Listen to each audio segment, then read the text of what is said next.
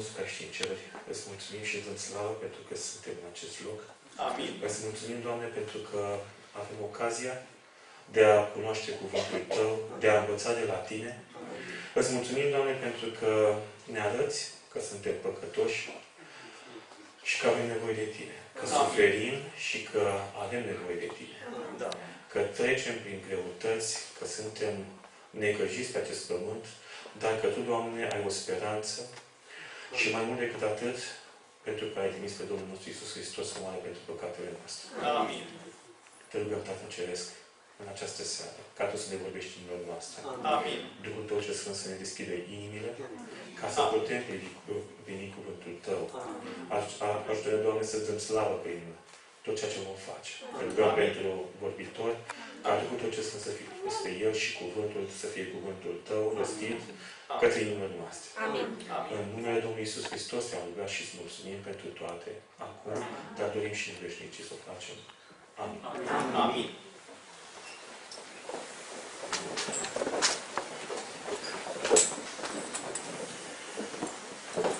Dacă este cineva care n-a mai fost niciodată în aceste seri, aș vrea să vă anunț că poate să solicite o Biblie printr-un bilețel pe care îl va primi de la plasatori. Deci, după 5 prezențe, veți primi gratuit o Biblie, cei care nu aveți. Cei care aveți solicitări pentru rugăciune, de asemenea, luați un bilețel. Cei care doriți să puneți întrebări, în mintea dumneavoastră s-au născut întrebări și vreți răspunsuri, vreți clarificări. De asemenea, luați bilețelul și scrieți pe el. Aș vrea să vă asigur că, deși fratele Laurențiu a umblat toată ziua, nu este dispus să accepte niciun compromis cu privire la ochi închiși. Nu este dispus să lase pe nimeni să doarmă. A zis că va face tot posibilul ca nimeni să nu ațipească. Așa că fiți atenți, nu știu ce metodă va folosi. Dar Domnul să ajute să ținem privirea spre ceea ce se prezintă din locul acesta. Avem coriștii cu noi în seara aceasta, ne bucurăm că sunt prezenți. Dorim ca să-i avem în toate seriile, în toate seriile. Mai au nevoie de voci, dirijorul umblă printre rânduri să mai adune voci, pentru că nu sunt suficienți, dar, frate Laurențiu, acum urmează cântarea de cor. Ajutați-i, vă rog, la cor, pentru ca să fie cântarea cât mai frumoasă. Și vom avea cu ajutorul lui Dumnezeu și cu ajutorul coriștilor și cu ajutorul soliștilor. Avem și soliști, vom avea cântări în fiecare seară, pe lângă celelalte pe care le cântăm cu toții.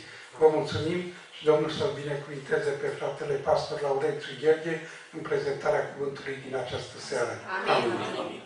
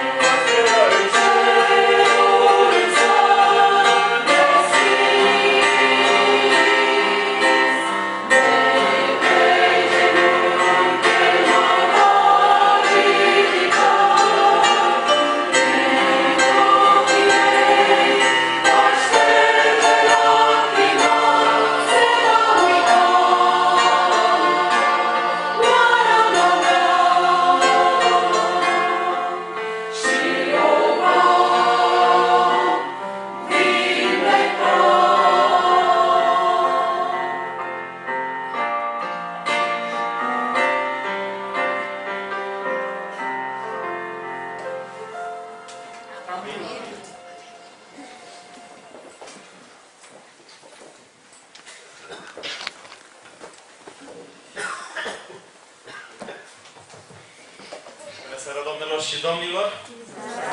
Bună seara, doamnelor și domnilor! Chiar dacă este luni seara și suntem în a doua zi a săptămânii, vreau să vă spun că ziua de luni este una dintre cele mai frumoase zile. Credeți lucrul acesta? Știți de ce este frumoasă o zi de luni? Pentru că este ziua pe care Dumnezeu ne-a dat-o în dar. Așa după cum este ziua de marți, după cum este ziua de miercuri, de joi, de vineri și mai ales sabatul pe care Domnul ni l-a dăruit. Spunea fratele pastor că nu vreau să vă las să dormiți. Nu cred că a dormit careva așa de profund într-o seară, încât să nu-l văd și să nu-mi intensific efortul ca să nu vă las să dormiți. Știu că sunteți obosiți, este 9 fără 10 minute, cu ajutorul lui Dumnezeu la 9 și jumătate punct. Aș dori să încheiem întâlnirea din seara aceasta ca să puteți ajunge acasă în siguranță. Știți că este un mare lucru ca în cuvinte puține să spui multe lucruri. Așa că lucrul acesta să mă ajute Dumnezeu să fac în seara aceasta. Amin.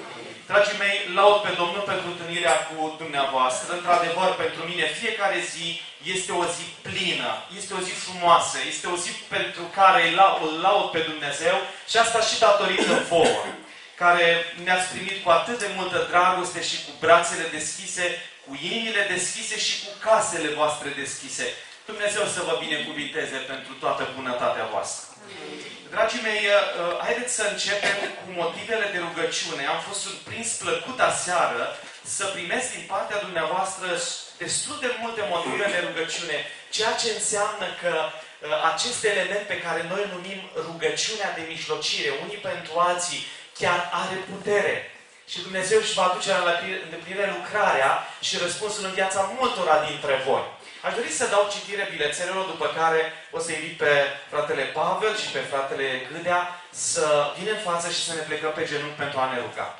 Vă invit să vă rugați pentru Marian și familia lui, pentru Dan și familia sa, pentru Angela, să-L cunoască pe Dumnezeu.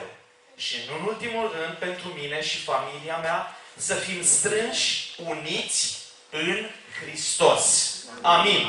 Ne vom ruga în seara aceasta. Mă numesc Florin și am probleme de sănătate.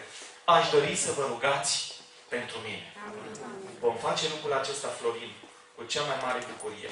Pentru copilul și pentru soțul meu vă invit și vă rog să vă rugați.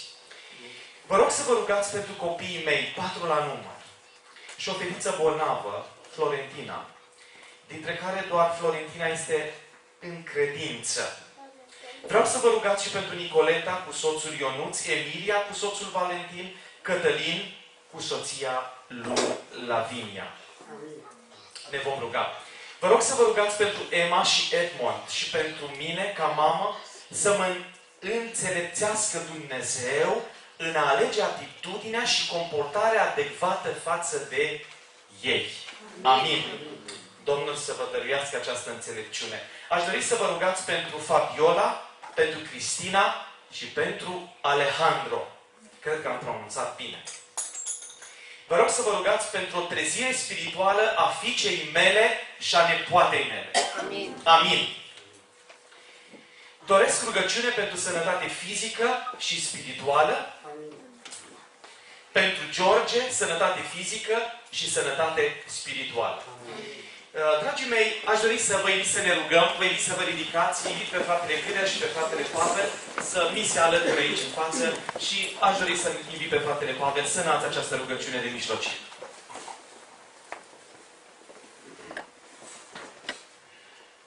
Părinte bun, în numele singurului Tău Fiu, care a murit pentru noi, îndrăznim să venim înaintea Ta cu toate aceste nume care au fost amintite în aceste momente. Amin. Tu cunoști fiecare cerere de rugăciune care a fost înscrisă pe aceste bilețele. Amin. Te rugăm, Doamne, binecuvintează, ajută, vindecă și ajută, Doamne, ca aceste persoane vindecate sufletește și trupește să slujească Ție în toată viața lor. Amin, Doamne, te rugăm. Înviorează-ne pe toți de la fața Ta și ajută-ne ca să înțelegem dragostea Ta, să înțelegem adevărul Tău, să înțelegem timpul pe care îl trăim și să înțelegem legile pe care Tu le-ai lăsat pentru organismul nostru. Amin. De multe ori, sănătatea noastră este vătămată de încălcarea legilor pe care Tu le-ai pus la creație în organismul nostru. Ajută-ne, Doamne, să le cunoaștem și să le respectăm și să fim sănătoși. Binecuvintează încă o dată fiecare suflet care strigă după ajutorul Tău și care cu mâini tremurânde și cu inima în așteptare au scris aceste cuvinte de rugăciune pe aceste bilețele. Ajută, Doamne, să primească răspuns, să fie fericiți pentru că iubești și că intervii pentru ei. Iar noi să fim fericiți pentru că Tu ne răspunzi tuturor și să-ți aducem mulțumirea, recunoștința, lauda și slujirea noastră prin puterea Duhului Sfânt și prin meritele Domnului Hristos, azi și în vecii vecilor. Amin. Amin. Amin.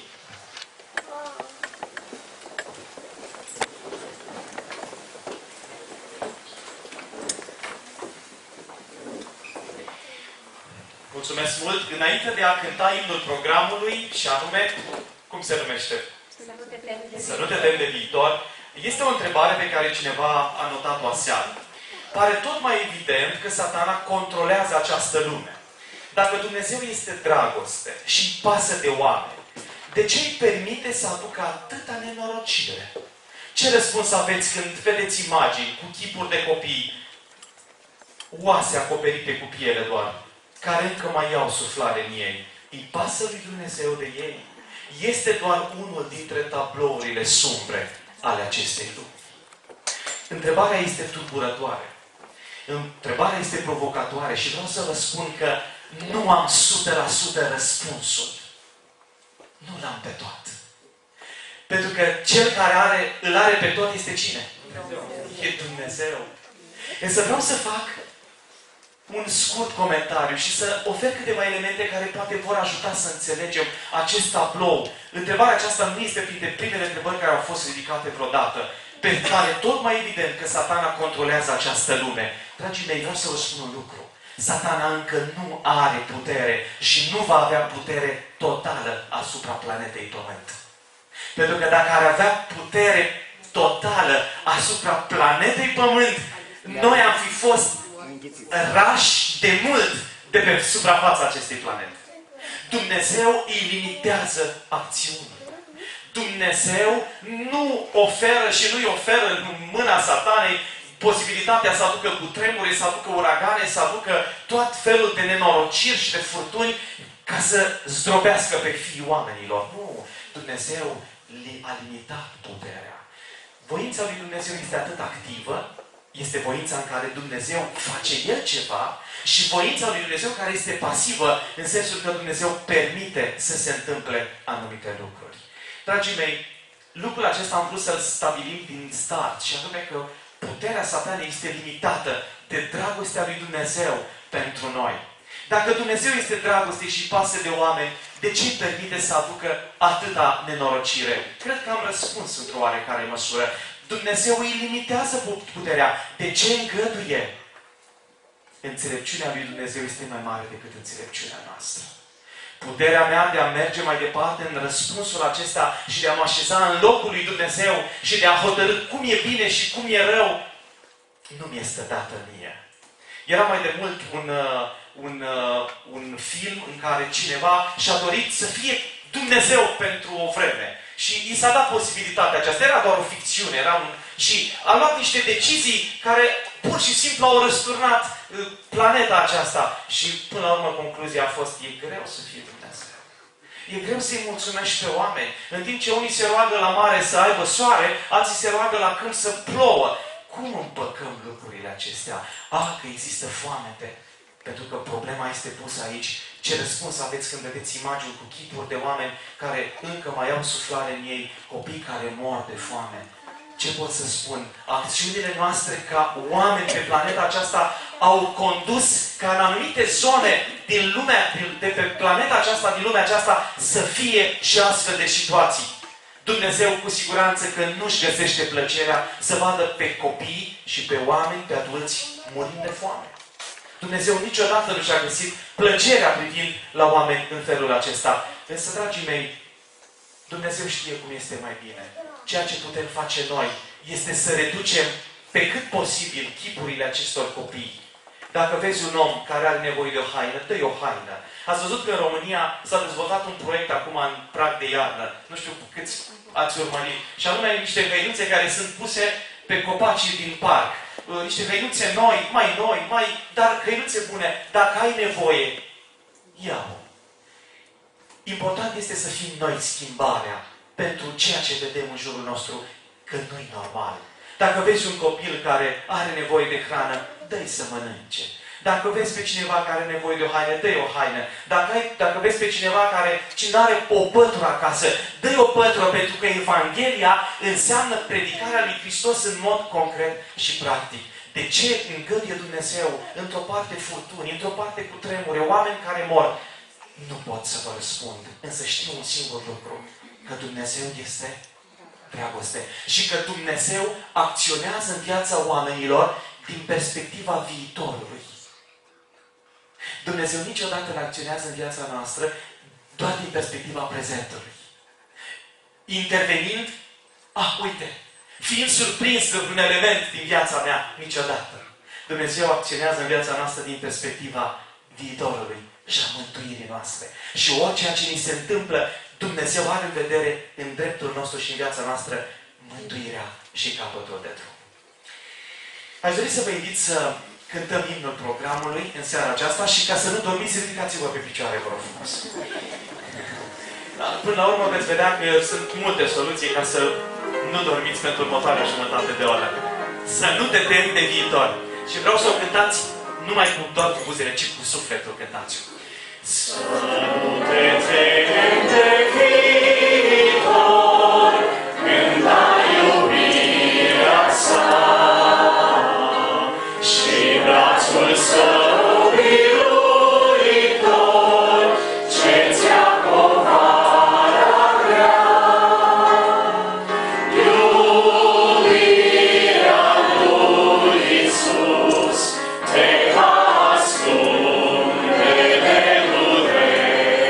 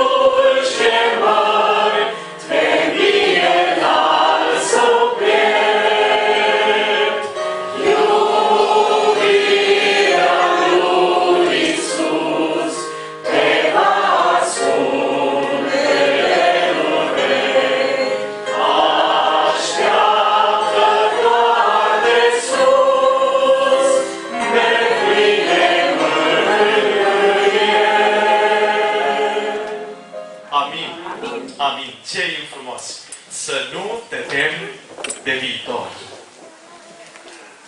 Iisuse, Tu ești Cel care trebuie să vină? Sau să aștept, Iisuse, pe altul? Stau în temniță de atâta timp, Doamne. Tu ești Cel care trebuie să vină. Du-te și spune lui Ioan. Pe lângă faptul că orbii văd, Ioane, se mai întâmplă un lucru. Șchiopii, Ioane, umblă. Șchiopii umblă. Aș dori să deschid cuvântul lui Dumnezeu în 1 Împărați, în capitolul 18, cu versetul 21. Și acolo este un pasaj care nu poate să te lase indiferent în seara aceasta. Oricât ai fi de obosit. Este un mesaj pe care Ilie îl adresează poporului lui Dumnezeu înainte de experiența numită Muntele Carmel. Atunci Ilie, spune cuvântul, s-a apropiat de tot poporul și a zis: până când vreți să șchiopătați de amândouă picioarele? Dacă Domnul este Dumnezeu, mergeți după El. Iar dacă este Baal, mergeți după Baal. Dureros este că poporul atunci, oare și astăzi, nu i-a răspuns nimic. Până când vreți să șchiopătați de amândouă picioarele? Ioane, zice Iisus, șchiopii umblă, Ioane. Cei care trăiau fără sens în viața lor sau într-un mod duplicitar, rezemați și sprijiniți de tot felul de proptele umane, șchiopii au început să meargă. Vreau să vă întreb un lucru. Vă plac oamenii nehotărâți? Dacă ați avea o fiică și ar fi prietenă cu un băiat, așa, ani de zile, și nu se mai întâmplă nimic și vezi că băiatul nu are nicio intenție. Când zice că da, când zice că nu, spuneți-mi, cum ați reacționa? Cum ați înțelege un asemenea comportament? Un om care acum zice da și peste câteva momente spune, nu mai. Vă plac oamenii nehotărâți? Nici mie. Dar știți cui nu-i plac în mod special? Lui Dumnezeu. Până când vreți să șchiopătați de amândouă picioarele? Și sunt atâția oameni astăzi cărora le este frică să ia o decizie pentru Dumnezeu. Le este teamă, le este frică. Sunt încorsetați de prejudecăți. Sunt încorsetați de resentimente. Sunt încorsetați de suspiciune. Și mai mult decât atât, și în modul cel mai dureros, se sprijină, în loc să se sprijinească pe cuvântul lui Dumnezeu, aleg să se sprijinească pe tradiții și pe obiceiuri omenești care sunt mai importante decât cuvântul lui Dumnezeu. Știți ce urăște cel mai mult Dumnezeu? Oamenii nehotărâți. Și în Apocalips, dragii mei, și vreau să vă citesc versetul acesta, Apocalips 21:8. Știți ce spune cuvântul lui Dumnezeu acolo? Că nu vor intra în împărăția lui Dumnezeu o serie de oameni. Și știți care sunt primii care sunt prezentați acolo? Sigur, nu cumva vă gândiți la alt pasaj biblic? Apocalips 21:8. Știți ce spune cuvântul acolo? Putem afișa ca să îl citim împreună. Dar cât despre care sunt primii puși în toată lista aceasta?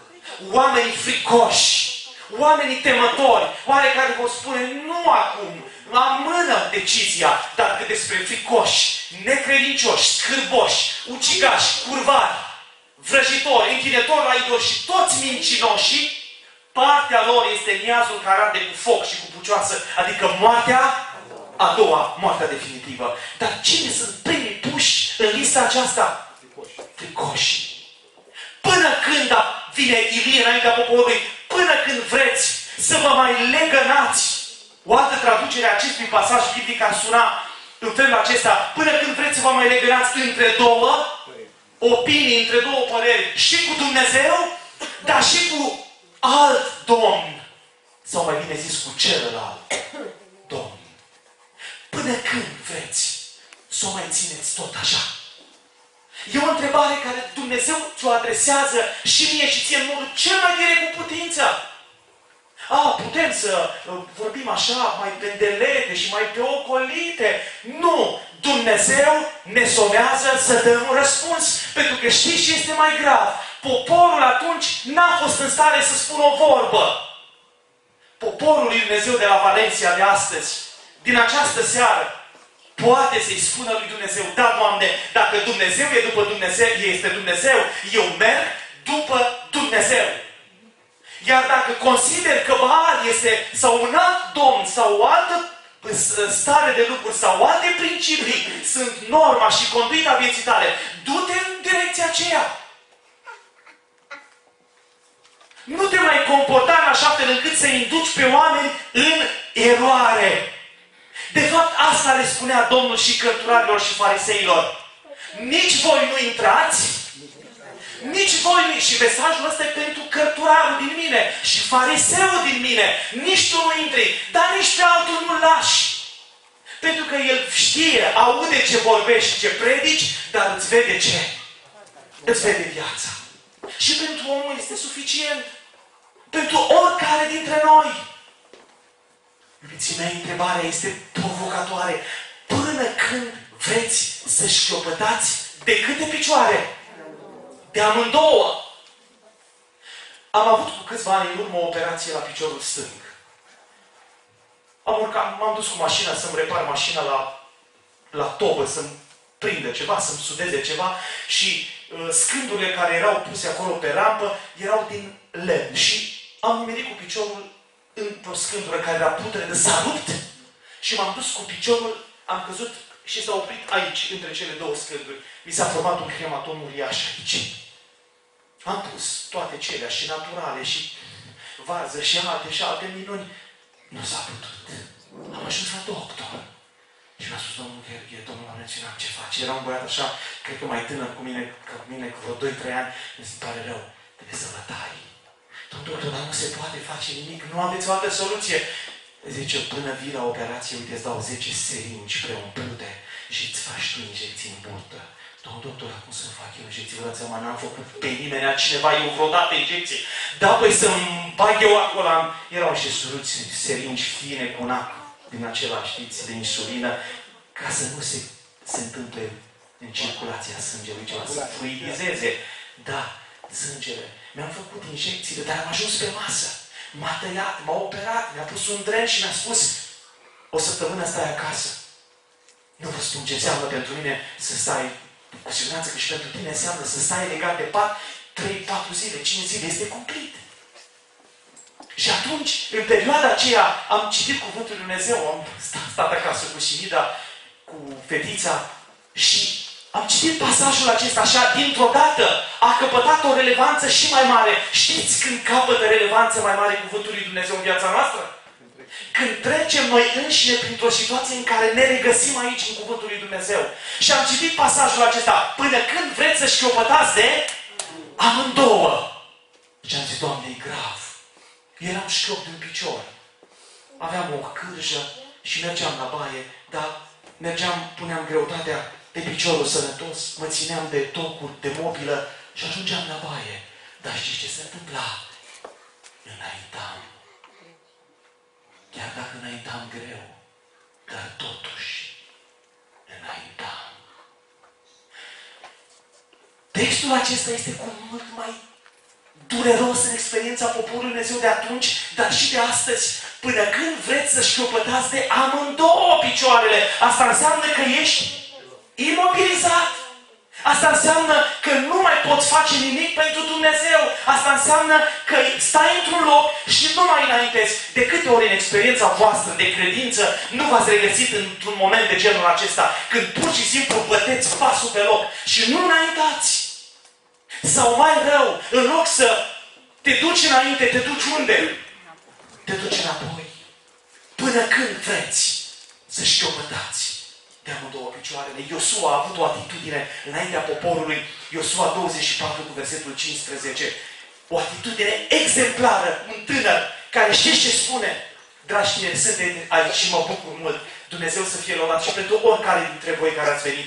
Iosua 24 cu 15. Și ce spune Iosua? Poporului. Stă în fruntea poporului, cu fruntea sus. Și zice, și dacă nu găsiți cu cale să slujiți Domnului, alegeți astăzi cui vreți să slujiți. Sau Dumnezeilor cărora le slujeau părinții voștri dincolo de râu, sau Dumnezeilor amoriților în a căror țară locuiți. Cât despre mine, zice Iosua, eu și casa mea vom sluji Domnului. Orice ar fi, orice provocare ar veni, orice ofertă tentantă ar veni. Știți că uneori Satana ne ispitește cu niște oferte atât de generoase, încât ai spune, uite și de sabat, uite și de standarde, uite și de porunci, uite și de toate și știți cum este, e vorba aici, că mă fac frate cu cine? Doamne ferește! Doamne ferește! Să te faci frate, nu cu Hristos, ci cu celălalt Domn. Pentru că cu El rămâi până la final.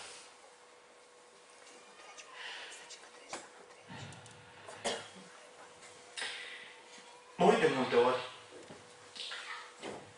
atunci când sunt evenimente majore, cel puțin în România, și poate urmăriți și voi și sunteți conectați cu siguranță la evenimentele din România. Când e un cutremur, când este un dezastru, când este o experiență cum a fost moartea celor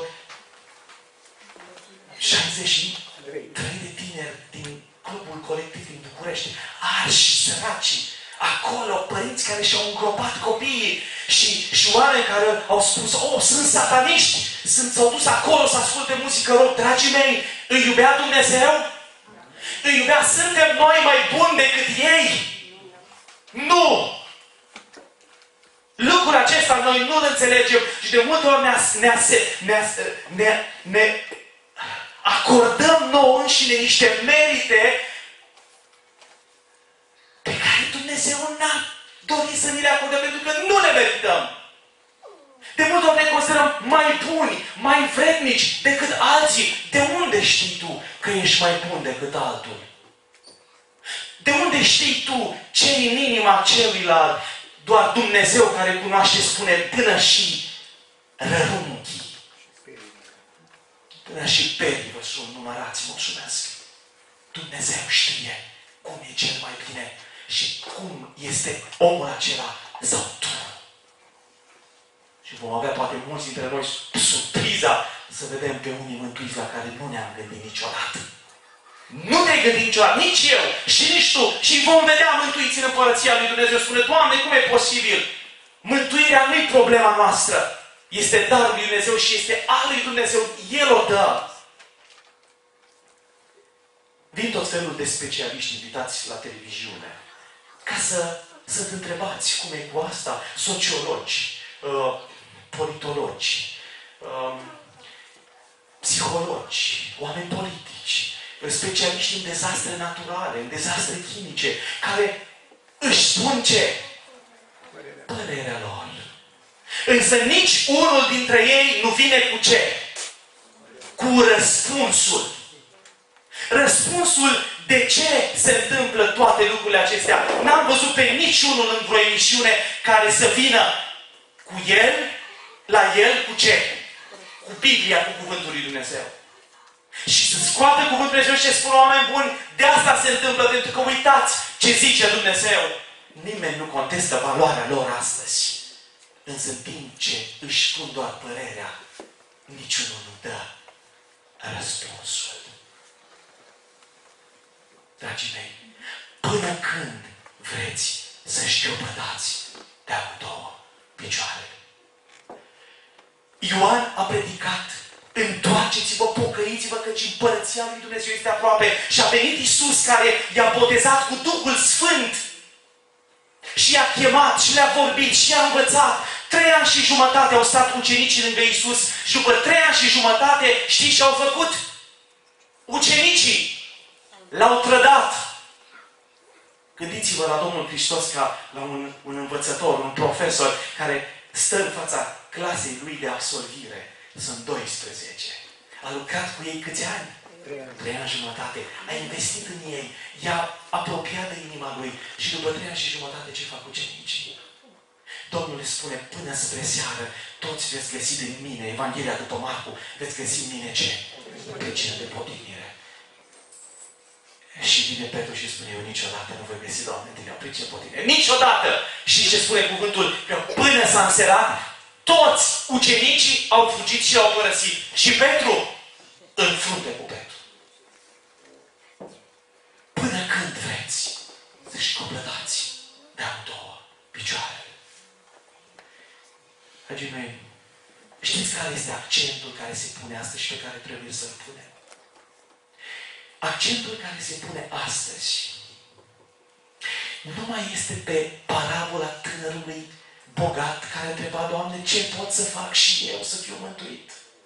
Ci din ce în ce mai mult accentul cade pe întrebarea și pe afirmația, alegeți astăzi cui vreți să slujiți. Stau și mă întreb, câți tineri din colectiv, din clubul acela, s-au dus să se distreze noaptea aceea și câți dintre ei au știut că seara e ultima. În panica aceea creată, și-a mai pus vreo întrebare, Doamne, ce bine să mai fac ca să fiu mântuit? Sau important și valoros în momentul acela pentru mintea lor, când poate se sufocau și ardeau de vii, Doamne, cui am slujit eu până acum? Lui Dumnezeu sau altui Domn? Au mai avut timp, dragii mei, din ce în ce mai mult, copilăria, tinerețea, creștinismului, a învățăturilor biblice, a adventismului, au trecut de mult perioada aceasta. Perioada pe care noi o trăim este perioada de maturitate spirituală.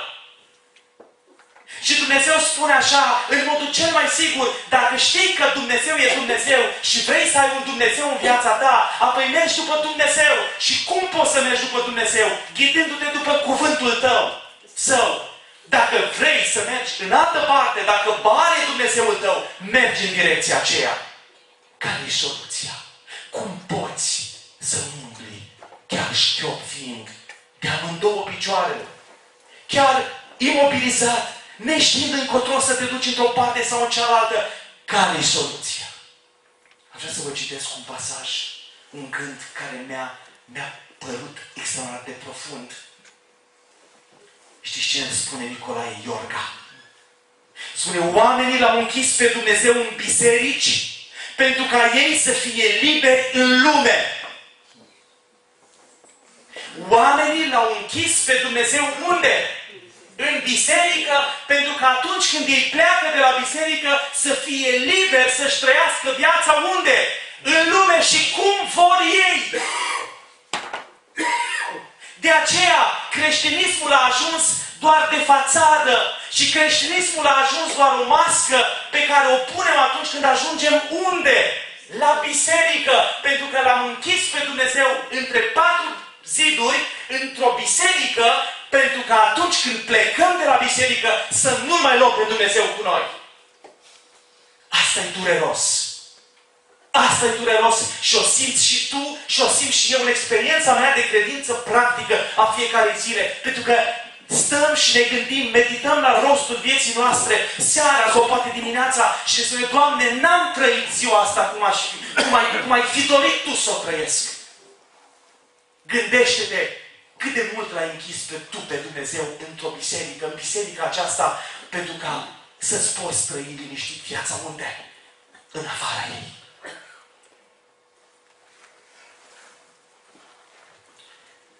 Soluția este dată tot de Cuvântul lui Dumnezeu, dragii mei. Și primul cuvânt pe care aș vrea să-l scot din Cuvântul Domnului ca și soluție pentru noi este în Faptele Apostolilor 17:30. Și ce spune Cuvântul lui Dumnezeu aici? Faptele Apostolilor 17:30 este soluția pe care Dumnezeu ne-o dă pentru ca să nu mai umblăm șchiopii. Începând cu seara aceasta. Spune Dumnezeu, nu ține seama de vremurile de neștiință. Spune, și poruncește acum tuturor oamenilor de pretutindeni să facă un singur lucru. Adventist, ortodox, romano-catolic, pentecostal, luteran, baptist, evanghelic, orice credință ai avea, poruncește acum tuturor oamenilor de pretutindeni de pe pământul acesta să facă un singur lucru. Pocăiește-te! Să te pocăiești, să te întorci la Dumnezeu și să spui, Doamne, iartă-mi și deodată, Doamne, iartă-mă că de prea mult timp bat pasul pe loc, nefiind în stare să te aleg și să trăiesc pentru tine cum vrei tu. Primul pas, pocăința. Al doilea pas este Matei 9 cu 16 și 17. Și ce spune Evanghelia aici? Matei 9 cu 16 și 17. Iată ce spune cuvântul Dumnezeu aici. Spune, nimeni nu pune un petec de postav nou la o haină veche. Pentru că și-a luat umplutura din haină și ruptura ar fi mai rea. Mai departe. Nici nu pun oamenii vinul nou în burdufuri vechi. Astfel burdufurile plesneți, vinul se varsă, se propădeți, vinul nou îl pun în burdufuri noi și se păstrează amândouă. Nu pune un petic pe o haină de care nouă. Nu pune un petec de postav nou la o haină veche. Nici nu pune vinul nou în burdufuri vechi. Primul pas, pocăință. Al doilea, cum să fie pocăința asta? Radicală. Vreau să vă întreb un lucru. Dacă în seara aceasta aș fi venit cu pantalonii rupți aici, ce ați fi gândit despre mine? Ați căzut jos și v-ați rupt. E un accident, da? Și am pantaloni omul, asta este. Dar dacă mai aveam pantaloni rupți și aici? La modă. La modă. E la modă. Bun. Sunteți drăguți. Dar dacă aș fi avut haina ruptă aici? Dacă aș fi avut haina ruptă și pe aici prin spate? Sincer. Sunteți drăguți. Un accident. E la modă. Nu cred că ați vrea să vedeți un pastor la modă îmbrăcat în felul acesta. Chiar în costum. Dar ce ați fi gândit? Sincer. Neglijent. Oare nu l-a văzut nevastă sa când a plecat de acasă? Ăsta e hal de pastor. Fiți sinceri. Că asta ați fi gândit despre mine. Și bine ați fi făcut să gândiți asta. E normal. Vă mai peticiți hainele? Are vreunul dintre voi în seara aceasta? Mă uit așa, haideți că nu dormiți niciunul. Aveți haina peticită vreunul dintre voi? La vedere, așa? Hainele de lucru poate le mai peticiți. Asta e lucru. Însă vă întreb, de ce ne place să peticim atât de mult viața spirituală? Dacă nouă ne place să umblăm în haine cum? Noi și bune. De ce îți place să tot cârpești viața ta de credință? Când Dumnezeu îți spune, îți dă o haină nouă, nu mai pune pedice la haine. Nu pune vinul nou în burdufurile proaste și vechi. Nu mai fă lucrul acesta. Ia o haină nouă de la mine. Dumnezeu spune, nu, Doamne, mulțumesc, lasă că o mai pedicesc asta. Și așa ne îndrăgostim de hainele astea vechi. Exact ca un cercetor de pe stradă.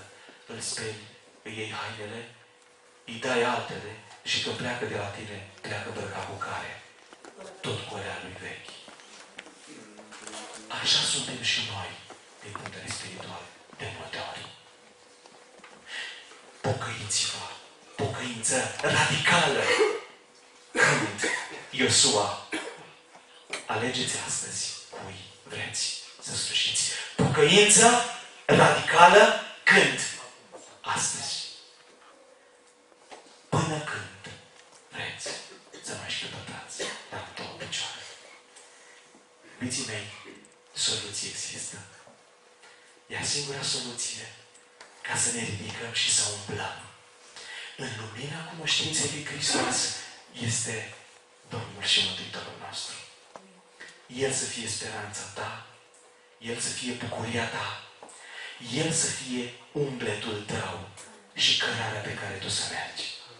Dar să nu mai mergi nici șchiop, să nu mai stai nici imobilizat pe loc, ci să alergi pe calea aceasta pentru bucuria lui Hristos și mântuirea ta. Până când vreți să vă mai legănați între două opinii. Și mai spune martorul credincios așa: o, dacă ai fi, Rece sau... o, dacă ai fi rece, aș putea să fac cu tine ceva măcar. Când ești rece, Dumnezeu poate să lucreze mai repede cu unul care spune n-am nevoie de Dumnezeu și Dumnezeu poate să lucreze în inima lui și să-l aducă mult mai repede decât cu unul care este cum. Așa. Și cu Dumnezeu un pic. Și cu celălalt stăpân. Ioane, șchiopii au început să sară de bucurie și au început să umble. Și dacă vrei să umbli în lumina cunoștinței lui Hristos, în lumina slavei Lui să umbli și să fii fericit tu și casa ta. Îți doresc această experiență și doresc ca Dumnezeu să vă inunde sufletul și viața cu pacea care vine de sus. În seara aceasta, când plecați acasă, să vedeți ce pași mari și siguri o să aveți spre casă. Pentru că șchiopii au învățat sau pot învăța mai bine să umble, dar nu oricum ce alături de Dumnezeu. Vă invit să vă ridicați și să ne rugăm.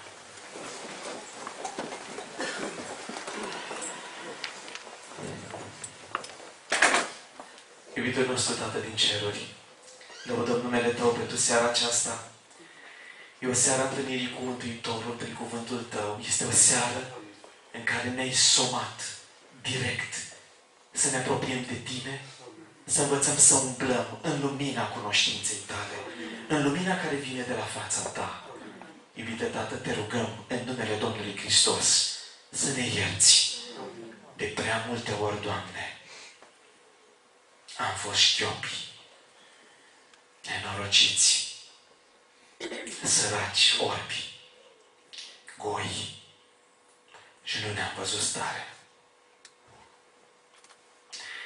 Am zis că suntem bine, Doamne, și că suntem merituoși. Dar ne-am dat seama în seara aceasta, Doamne, că fără Tine nu suntem nimic.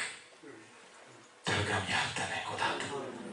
Învață-ne să umblăm, să fim hotărâți, să alegem calea către Împărăția Ta și drumul nostru să fie nestingerit, drumul nostru să fie binecuvântat de puterea Duhului Sfânt pe care o cerem peste noi toți. Doamne, ți încredințăm în mâinile Tale familiile noastre. Doamne, învață-ne să mergem de mână pe drumul acesta, neșchiopătând către casa de sus. Te rog să binecuvânți pe toți cei care au venit în seara aceasta aici, pe oaspeții noștri. Și, Doamne, fă-ne bucuria ca mâine seara să ne putem revedea. Fii lăudat, mărit și mult binecuvântat, Tată, în numele scump al Domnului Hristos. Amin. Amin. Voi să vă zic. Thank you.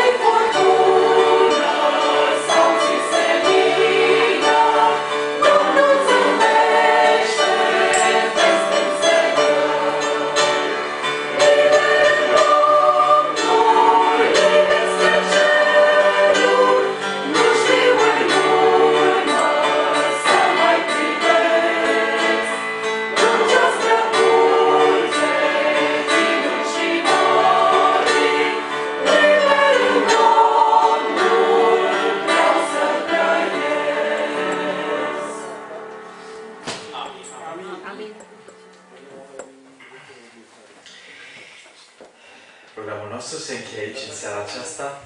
Vă doresc noapte bună. Odihniți-vă. Aveți nevoie, mâine nouă zi.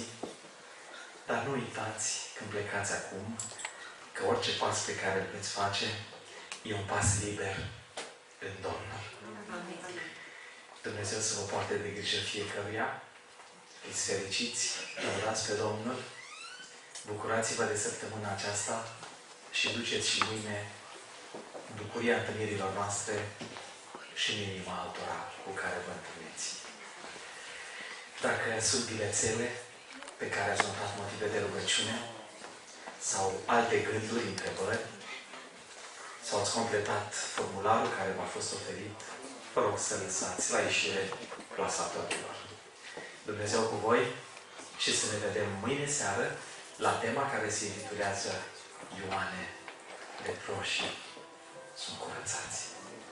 Amin.